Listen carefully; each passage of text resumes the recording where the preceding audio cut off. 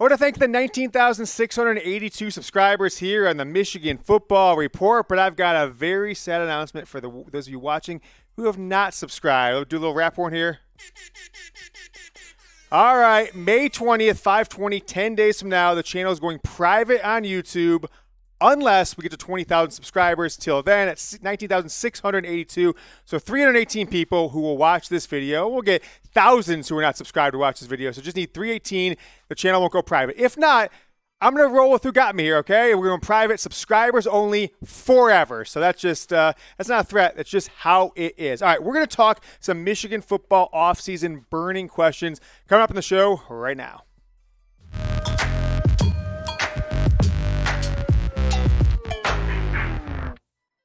The Michigan Football Report is presented by Manscaped. Make sure you head over to manscaped.com. Use promo code GOBLUE, no spaces, to get 20% off and free shipping. An awesome new product I'm going to tell you about here in just a minute. But today's show, we are going to take your questions. If you saw on the Facebook page, if you saw on the YouTube community a couple days ago, put out a call for, or I guess it was yesterday, put out a call for questions. So go ahead and just take your questions this week into next week, I believe, unless there's some big time news that you guys want to hear about. So got 5 or 6 questions that we'll have for you today. Also have a video for you Thursday and another one coming this weekend. So we're setting records here. 3 videos in a week for the first time since I think like February. But hopefully that won't happen again for a little while. First question here on the Michigan Football Report by Chat Sports. Michigan had one of the best offensive lines last season. Where do you think this group ranks for this coming fall? That's coming from Nick. How do you pronounce that? Udhoff? Is that how you pronounce it, Peterson? Udhoff is the production team saying Udhoff. They've looked it up on their pronunciation guide that we've got for every single viewer here. All right, so take a look at my offensive depth chart. Coming out of spring ball, I put this out on the channel, so I'll link this down in the description, down in the comments. If you didn't see my full offensive depth chart, it's on the channel and down in the comments. So Ryan Hayes, I'll be back starting for part of his 4th season starting, although I'll call him a 3-year starter because in 2019 it was just for a few games. Trevor Keegan, big-time player. Zach Zintner, 3rd-year player, 3rd-year starter, and then Trente Jones beat out Carson Barnhart. Barnhart's going to be kind of the 6th offensive lineman, primary backup at a couple position. And then Victor O. We're not even trying to pronounce the name, Oluwatimi. He is the Remington runner-up, 3rd place, top 3 in the Remington finalists last year from Virginia. His 6th year in college football. People at Michigan say he is pro-ready right now, ready for a breakout All-American season as a 6-year transfer from Michigan. This was the best offensive line in the country last year. They won the award, I think it was what's called the Joe Moore Award for best offensive line in the country in 2021. But I think it might be a little bit better. Right? I do. They lost Andrew Stuber, but you're bringing back 3 starters, and then you have a big-time transfer coming in. So you trade off Stuber for Victor O, and then you add in Trente Jones. I can live with that. I think that's pretty good. So I don't think the Michigan offensive line under Sherrone Moore, remember, he led this offensive line to being the best in the country. We call it the ground rate offense here at the Michigan Football Report. Just a devastating running attack that absolutely manhandled Ohio State. That was his first season ever coaching offensive line. So year 2 under Sherrone Moore, who is now the co-offensive coordinator, kind of be the primary-ish play caller along with Matt Weiss. I think this offensive line will be a little bit better than last year. But I do have some concerns. The inside running game, right? Hassan Haskins redefined running backs under Jim Harbaugh last season. I think it's what Harbaugh's trying to have for the last 5 or 6 years. He finally got it when he actually made the right decision for once of making Hassan Haskins his workhorse, which he did in part of the last 3 seasons, but never really seemed to want to settle on Haskins as the main guy. So the inside running game is my concern. We'll see how Blake Corum or Donovan Edwards take that lead that Hassan Haskins that blueprint of running inside behind a dominant offensive line going into the season. All right, Noah Provo, next question.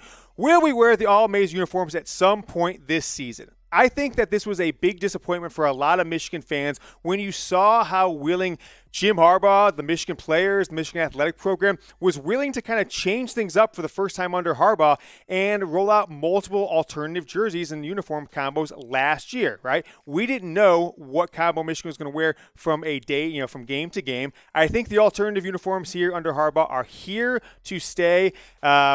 I think a lot of fans, myself included, got sick of the all-whites on the road. I think they sucked. Michigan never won any big games wearing them. They rolled out 3 different road uniforms this year, right? The white tops, but then the white bottoms against Nebraska. Then you had the blue pants and the maize pants. And then that maize alt jersey with maize everything against Penn State. So I'm leaning yes for All-Maize in 2022. I think they said to make a few decisions. I think Michigan roll out the all-blues early against Washington. Like the karma, like the vibes that came out of that night game, stuck with that one for the ones they wore in their big games, like against Ohio State and obviously against Georgia in the college football playoff. But I'm going to ask you guys this question. Let me know your favorite preferred of the alt uniform combos that Michigan wore in 2021. The all-blues, they wore them a few games, playoff, Ohio State, Washington. The white-blue road combos, wore in a few games, I think most notable Wisconsin game, they wore them for sure. And then the white maize. Now, they wore the white maize a few games, but I like these ones the best. You see in that photo, the Type 3, the ones where there was like maize sleeves, maize socks, maize towels for the players. So Type 1 if it's the blue, Type 2 if it's the white jerseys, blue pants. And if you like the Penn State uniform, the all-maize everything, go ahead and Type 3 down in the comments. As I mentioned at the top of the show, we are presented by Manscaped. You can get the Ultra Smooth package. It is back, and it is back in stock. They sent me one. I've been using it, and things are going well in the bedroom for your boy Yodes. It's a perfect compliment to my favorite, my go-to. Right? The Lawnmower 4.0, you guys have heard me talk about this one for a couple years now. And then you've got the gel, you've got the exfoliator, you got everything you need to clean up a little razor if you need to kind of trim up around the edges there with Manscaped. The Ultra Smooth package, normally $39.99. Use promo code GOBLUE. Get it for $31.99. That is 20% off, folks. Manscaped.com. When you get to checkout, free shipping, 20% off for the Ultra Smooth package or any of their amazing men's grooming packages using promo code GOBLUE. No spaces. Longtime viewer of the show, John Blaze says, will Michigan's defense have a good defense this season, or will they suffer against the high-caliber offenses? Go Blue and keep up the good work, Yoder. At John Blaze Wolverine on Twitter. Make sure you guys go give him a follow at John Blaze Wolverine. It's to be determined, right? This is one of the best defenses in the country last year. Now, the stats got skewed a little bit down the stretch, especially against Georgia.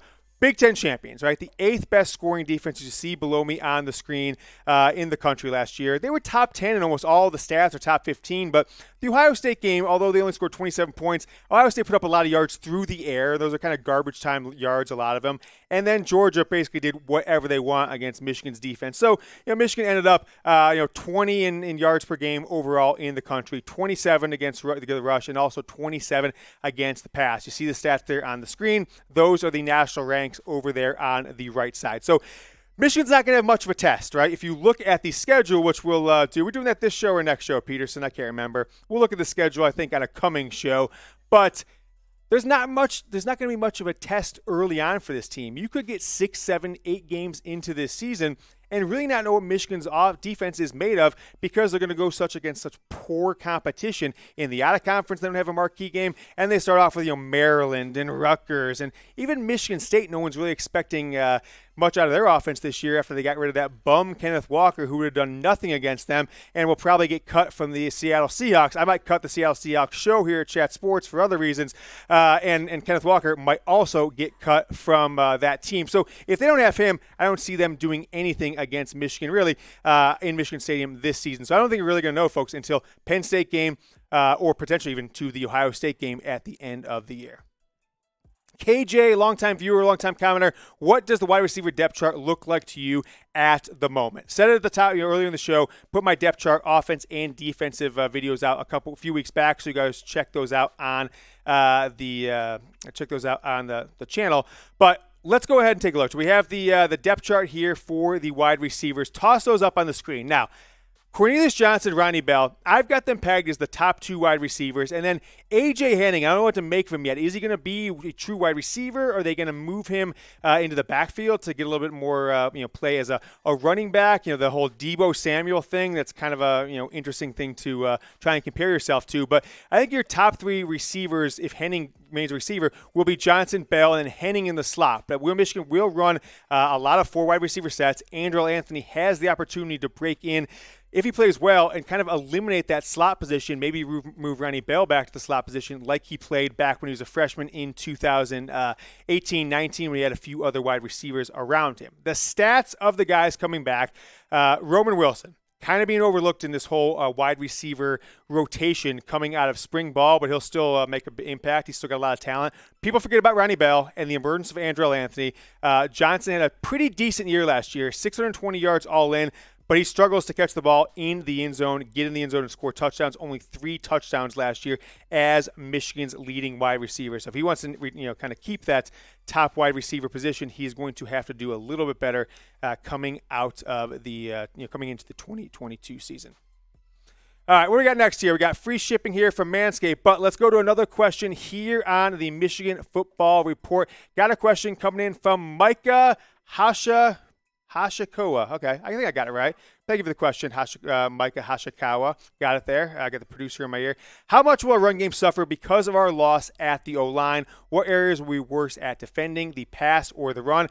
I think it's going to probably be worse at, it's 2 kind of questions here. I guess he's asking what area will we worse at defending. I kind of think he means at defending the defender. So I'm just going to make this an offensive line question because I think that's what you mean here.